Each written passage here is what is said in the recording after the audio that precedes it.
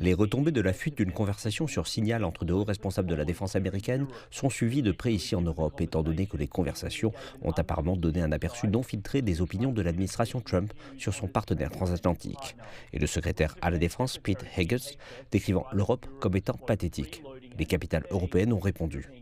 À Londres, le ministre des Forces armées, Luke Pollard, a déclaré que si un tel incident se produisait au Royaume-Uni, il y aurait des conséquences claires et des mesures disciplinaires, tandis que le chef du parti d'opposition libéral-démocrate, Ed Davey, a déclaré que l'incident rendrait les services de sécurité nerveux quant à l'échange de renseignements entre le Royaume-Uni et les États-Unis.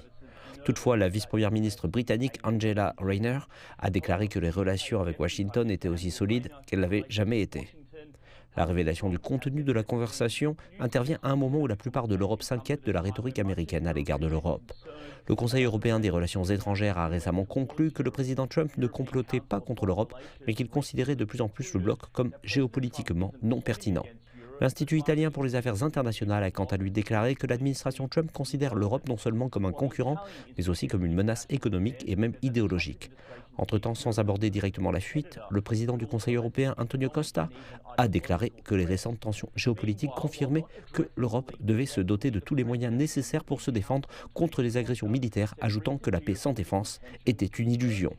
Et de nouvelles données publiées mardi par le Parlement européen révèlent que la rhétorique combative des États-Unis semble avoir un effet galvanisant sur les Européens. Une nouvelle enquête montre que 74% des citoyens de l'UE estiment que l'appartenance à l'Union leur est bénéfique, le chiffre le plus élevé depuis que la question a été posée pour la première fois en 1983, tandis que 9 citoyens de l'UE sur 10 ont déclaré qu'ils pensaient que les États membres devraient être plus unis pour faire face aux défis mondiaux actuels.